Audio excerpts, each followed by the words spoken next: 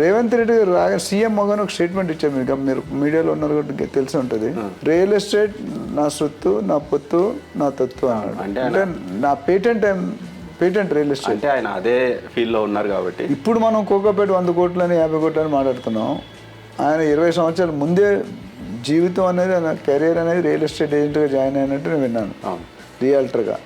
అప్పట్లోనే కోకాపేటలో ల్యాండ్ కొని ట్రేడింగ్ చేసి వెళ్ళాలి కట్టిన ఘనత ఆయనకు ఉంది. సో ప్లస్ సీఎం అవగానే ఆ పవర్లో లేడు అప్పుడు. ఆయన టీడీపీలో ఎమ్మెల్యేగా అది ఉండేవాడు. తర్వాత ఇప్పుడు పవర్లోకి వచ్చాడు. ఇప్పుడు ట్రంప్ పవర్లోకి వచ్చి ఎన్ని వేషాలు వేసినట్టు చూస్తున్నారు కదా. సో పవర్లోకి రాగానే మనం అనుకుంది చేయడానికి ట్రై చేస్తాం, తప్పులేదు, ప్రజల కోసం, అందరి కోసం. ఇక్కడ ఆ స్టేట్మెంట్ ఇవ్వగానే జనాలు అప్పుడు ఉన్నదానికంటే ఇంకా హై ఎక్స్పెక్టేషన్ వెళ్ళిపోయింది.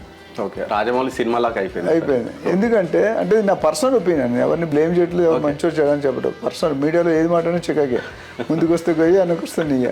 ఓకే, సో ఆ ఎక్స్పెక్టేషన్ ఏమైందంటే కేసీఆర్ గారి కంటే బాగా అయిపోతుంది అన్న ఒక ఫీలింగ్ వచ్చేసింది. అంటే సెట్ చేసుకున్నారు మైండ్.